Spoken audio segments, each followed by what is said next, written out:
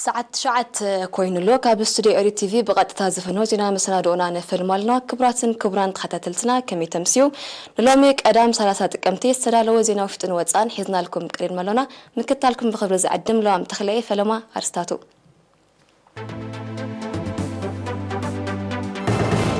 ابو زبا ماكل زيت محللفتي حماماتن صعبيناتو من مكلخال اتبابعي سراح يعممالو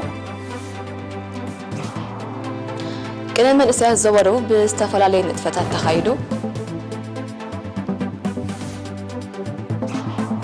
حمشاي زور سلطانا كادرات ودابيتات حزبوا جنبار اب اوروبا تزازيمو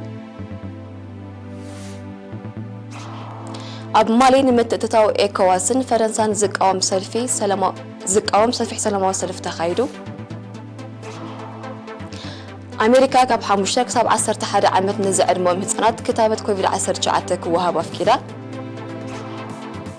نتفتات ودب تعنا عالم أبي ديمقراطية ريبابليك كونغو زكبر أهجرام مولا تونزيفو نبذر زرم سنسجر فلما حبرتها كب من سرتعنا لومي أبي ممرمرن موشبي مأكلات زواتات الدبوب سويناوك إيه بحري مأكلن قاش باركان بستجبره ناي لابراتوري مرمراتات 15 زيجاتات بكورونا فيروس ملكافهم ترجعت له نساتهم دما اتهم شدشته كاب ممرمري مأكلات زوا دبوب مالت حمشته كاب عد غيح حدا كاب دباربا كومون حمشته كاب موشبي مأكلات ناقفة زوا سويناوك إيه بحري كلتا كاب ممرمري مأكلات أسمرة كلتا كاب موشبي مأكلات أديبارن على قدرن زوجاش باركايم إذا كم زيلون كله كورونا فيروس سرخيبهم أب هوسبيتال زبا مأكل تعقيبهم كنكن كبر لهم تسأنحو 3 زيكاتات حاويم تفاني مالو بز مسارة تقلال قطري بكورونا فيروس تلخفو زيكاتات كسب لومي 6830 حدن بتسحلو 6820 كابزيوم حاويم استفانو 45 بموت استفليو 59 دما جنا أب هوسبيتالات تعقيبهم زركابيوم منستر التعنا 3 ጥቅምቲ 2021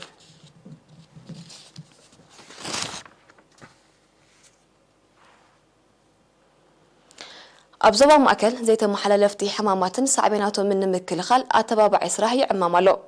وكل إرينا نازريت بين زدالو التوزينا وتصبتاب شوشان مسكنا كتأربع أنثر منستر عنا زبا مأكل زيت محللفت حماماتن صعبيناتو من مكلخال أتبابع إسراح يعممالو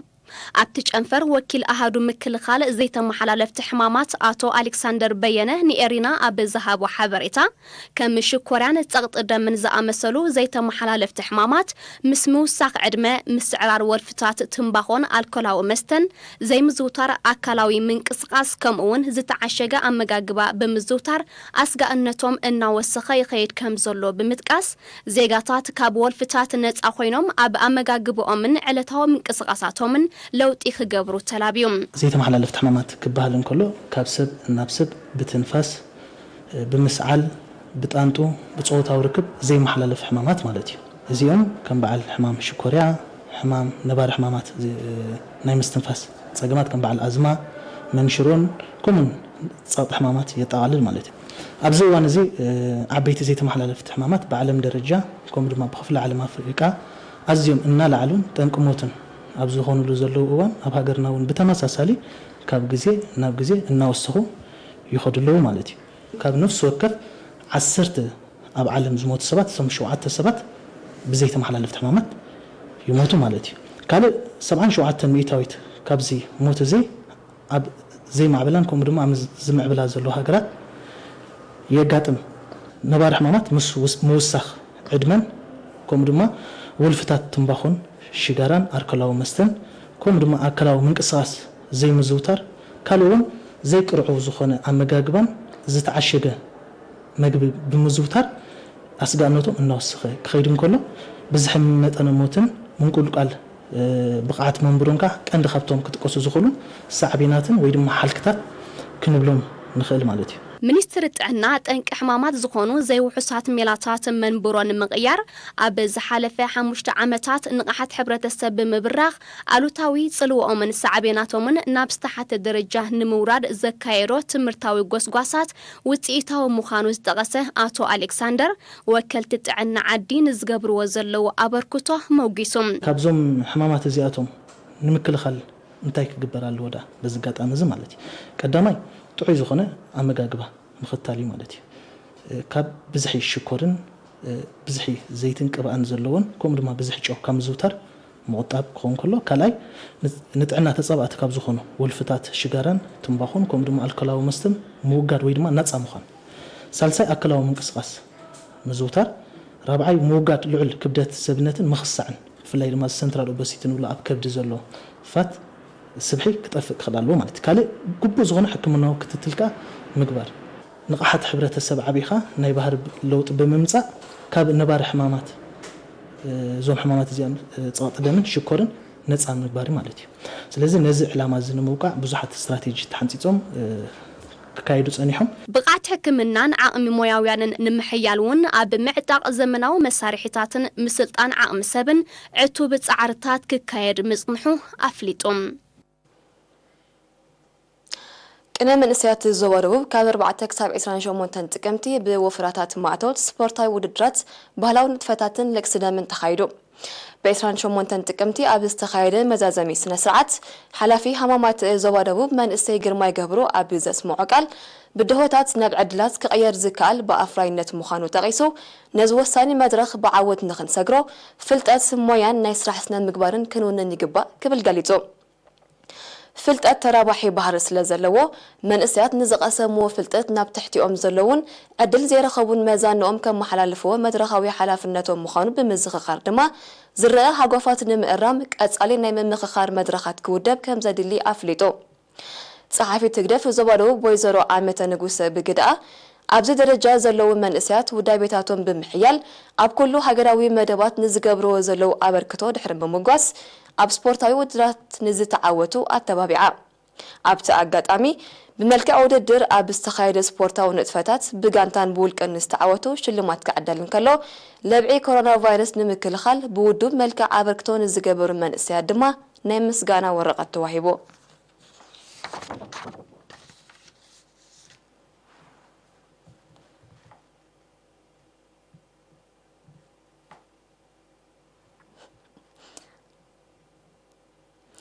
هلو هاجراوي كونتاتن مدبات نعتو زلونا مدرخن بجبوء بمرداء أب محيال ودايبتات مريح تران زت أوتو كابستفلاليا هاجرات أوروبا استواتو استساتفو حامشاي زور سلطنتي كادرات تجرف أب سويسرلاند تخايدو ملو تحسوب ملكات أب تداليلو كان مسكال جرز جهير كأروي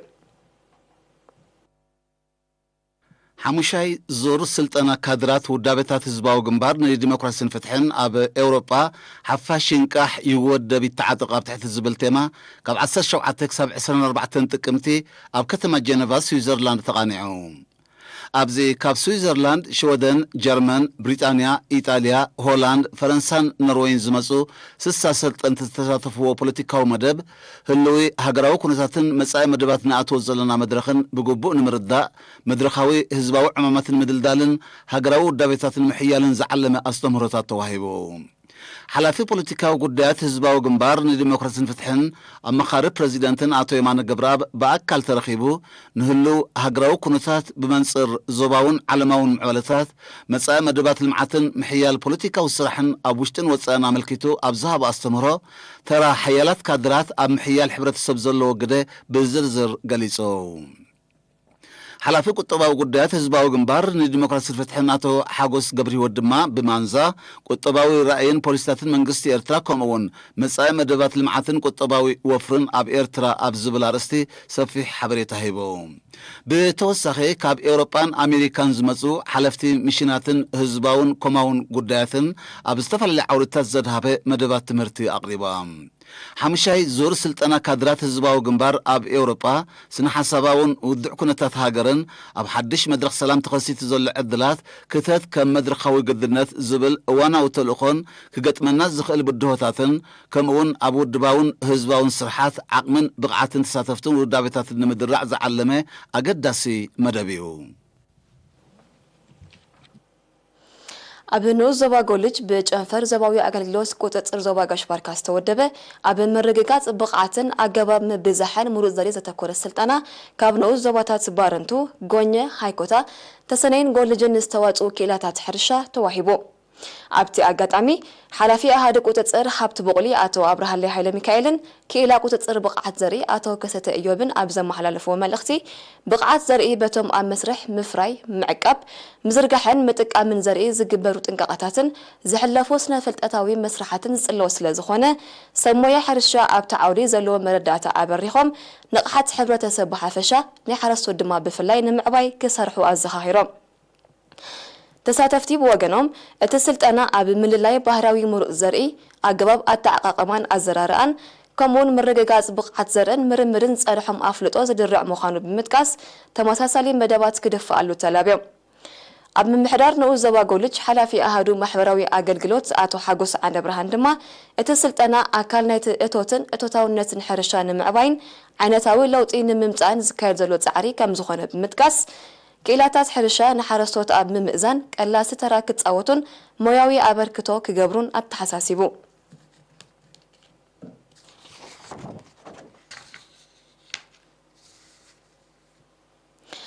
ኣብ ንዑ ዞባ ደባርዋ ጽሬት ከባቢ ብምውሓስ ተርእዮ ተመሓላለፍቲ ሕማማት ንምቁጽጻር ክካየድ ብዝጸንሐ ንጥፈታት ዛጊት 28 ዓድታት ከም ሰረቱ ከባቢያዊ ጽሬት ብምልኣት ከም ዘተግበራ ተሓቢሩ ሓላፊ ቤት ጽሕፈት ሚኒስትሪ ጥዕና ኣብቲ ንዑ ዞባ ነርስ ሲራክ ደባስ ንኤሪና ብዝሃቦ ሓበሬታ ከም ሰረቱ ከባቢያዊ ጽሬት ካብ 2008 ብመልክዕ ፕሮጀክት ክስራሓሉ ምጽንሑ ብምጥቃስ ተሪፈን ዘለዋ 58 ዓድታት ከም ዘርከባ ንምግባር ኣብ ማሕደርቲ ከባብን ኣነባበርቲ ዓድን ብዕቱብ ክነጥፉ ጸዊዑ ኣማሕዳሪ ንዑ ዞባ ደባርዋ ኣቶ ፍረወንጌል ተክለ ሃይማኖት ብግድኡ ምትእትታው ከም ዝሰረቱ ከባቢያዊ ጽሬት ምንጭ ማያት ብምውሓስ ማይ ወለድ ሕማማት ንምክልኻል ልዑል ተራ ከም ዘለዎ ብምጥቃስ ተሪፈን ዘለዋ ዓድታት ንትግባርኡ ብንጥፈት ክሳተፋ ኣተሓሳሲቡ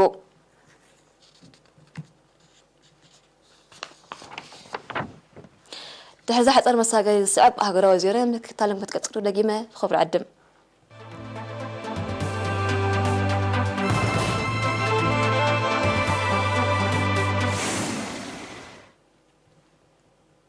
نابزينا وصاي مسنسغر لومي 30 ጥቅምቲ ኣብ ከተማ ባማኮ ማሊ ቁጠባዊ ውድብ ሃገራት ምዕራብ ኣፍሪካ ማለት ኤኮዋስ ከምኡን ፈረንሳ ኣብ ውሽጣዊ ጉዳያት ሃገር ንዝገብርዎ ዘለው ምትእትታው ዝቃወም ሰፊሕ ሰላማዊ ሰልፊ ተኻይዱ ባሽሓት ዝቆጸሩ ሰልፈኛታት አንጻርቲ ዞባ ውድብን መንግስቲ ፈረንሳን ዝቐንዐ ጭርሖታት ከስምዑ ከለው እቲ ብዕልዋ ስልጣን ሒዙ ዘሎ ወታደራዊ ጉጅለ ንፖለቲካውን ማሕበራውን ለውጥ ማሊ ንዝወስዶ ዘሎ ስጉምቲ ዘለዎም ደገፍ ገሊጾም ኤኮዋስን ፈረንሳን ብዕልዋ ስልጣን ሒዙ ዘሎ ወታደራዊ ጉጅለ ምርጫ ብምክያድ ስልጣን ዝተመርጸ መንግስቲ ከረክብ ጸቕጢ ይገብሩ ከም ዘለው ዝሕብሩ ጸብጻባት በዚ ጉዳይ እዚ መሰጋገሪ መንግስቲ ማሊ ንላዕለዋይ ተጻዋዓይ ኤኮዋስ ካብ ሃገሩ ከም ዝሰጎገ ኣፍሊጦም ምርጫታት ማሊ ዕለት 22 ለካቲት 2022 ክቃናዕ ጽውዕ ዘሎ ኤኮዋስ እዚ ምን ዘይፍጸም ተላዒሉ ዝነበረ እገዳታት ዳግም ናይ ምጽናዕ ስጉምቲ ክወስድ ከም ዝኽእል እዩ ኣሚቱ ዘሎ ማሊ ኣፍደገ ባሕሪ ዘይብላ ብምዃና ኤኮዋስ ኣብ ላዕሊኣ ዘጽንዖ እገዳታት ኣብ ንግዳዊ ንጥፈታትን ማሕበረ ቁጠባዊ ንጥፈታትን ከቢድ ተጽዕኖ ከም ዝህልወዮም ምስቲ ዞባ ቅርበት ዘለዎም ተንተንቲ ዝገልጹ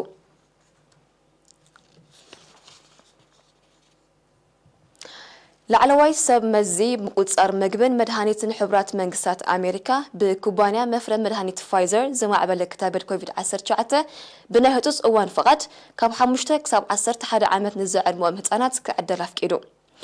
መንግስቲ ኣሜሪካ ነዚ ፍቓድ ዝህብ ዘሎ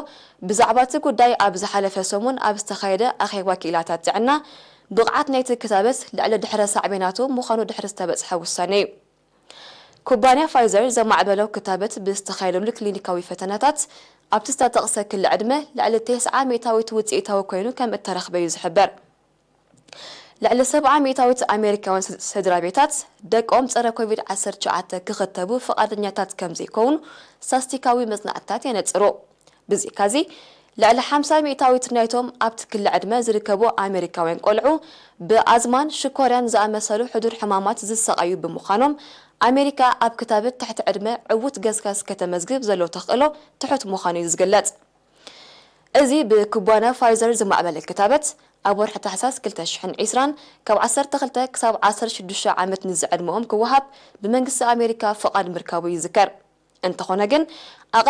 ኣጋጢሙ ዘሎ ለበዳ ጁር ደልታ ንስተኸትቡውን ይለክፍ ብምህላው ለበዳ ኮቪድ-19 ንምክታእ ክታበት ንበይኑ ኣኻሊ ከም ዘይኮነ ዝሕብሩ ክኢላታት ቅጥዕታት ምክልኻል ብምልኣት ክትግበሩ ከም ዘለዎም እዮም ዝምዕዱ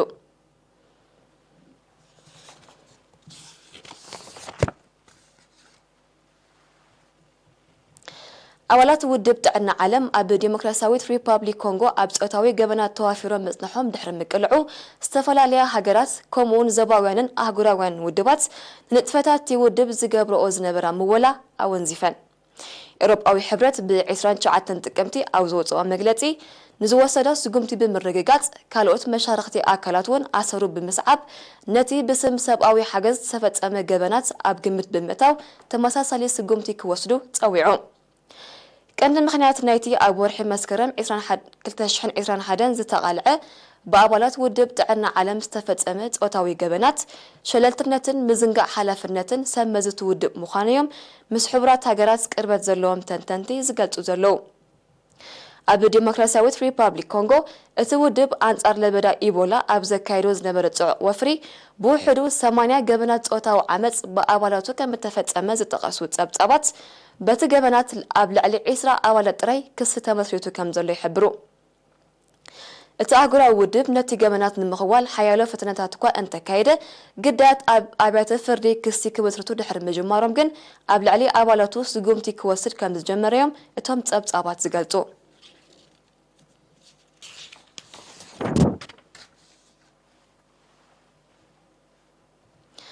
ካብ ጽባሕ 31 ጥቅምቲ ክሳብ 12 ሕዳር ኣብ ከተማ ግላስጎ ስኮትላንድ ዝካየድ ዓመታዊ ዋዕላ ክሊማ ሕብራት ሃገራት ሰፊሕ ሸፈነ ማዕከናት ዜና ረኺቡ ኣብ ዘለወሉ እዋን መጠን ተፋበከልቲ ጋዛት ንምጉዳል ዝተኣተወ መብጽዓ ክትግበር ዝጽውዕ ሰላማዊ ሰልፍታት ካብ ትማሊ 29 ጥቅምቲ ኣብ ዝተፈላለየ ኩርናዓት ዓለም ይካየዳሎ ትማሊ 29 ጥቅምቲ ኣብ ለንደን፣ ፓሪስ፣ ኒውዮርክ፣ ዋሽንግተን ዲሲ፣ ሲድኒን ሊዝበንን ዝርከበን 26 ከተማታት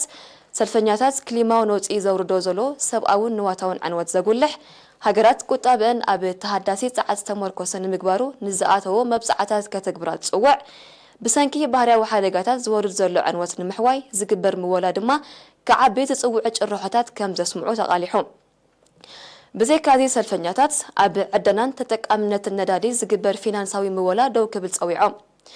ኣብዚ ብሕብራት ሃገራት ዝተወደበ ዋዕላ ካብ ቀንዲ ተፋበከልቲ ጋዛት ዝምዝገበለን ኣሜሪካን ቻይናን ንዝገብርኦ ምጉዳል መጥፋእቲ ዝምልከት ተጨባጢ ፖሊሲ ከቕርባ ትጽቢት ከም ዝግበር ይሕበር ብዘይካዚ ብሰንኪ ክሊማዊ ነውፂ ንዝወርድ ዕንወት ንምሕዋይ ኣህጉራዊ ምወላ ክግበር ኣብ ስምምዕ ክብጻሕ ከም ዝኽእል እዩ ምስቲ ዋዕላ ቅርበት ዘለዎም ወገናት ዝገልጹ ዘለው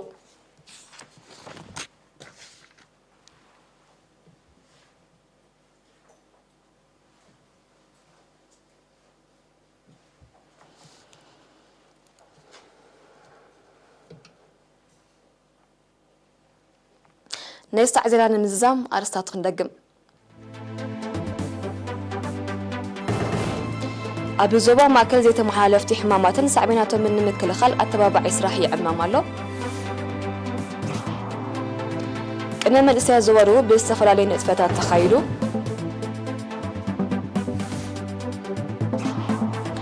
حمشاي زور ستنا كادرات ودابتات زباو جنبار أبي أوروبا تزازيمو ኣብ ማሊ ንምትእትታው ኤኮዋስን ፈረንሳን ዝቃወም ሰፊሕ ሰላማዊ ሰልፊ ተኻይዱ ኣሜሪካ ካብ 5 ክሳብ 11 ዓመት ንዝዕድሞም ህጻናት ክታበት ኮቪድ-19 ክወሃብ ኣፍኪዳ ንንጥፈታት ውድብ ጥዕና ዓለም ኣብ ዲሞክራሲያዊት ሪፐብሊክ ኮንጎ ዝግበር ኣህጉራዊ ዋዕላ ተወንሲፉ ንሳዕ ስራልዎ ዜና ብዝይዛዘ ምስ ሰረፍት መርባት ኤርቲቪ ንሓድገኩም ብወገና ብሩኽ ምሸት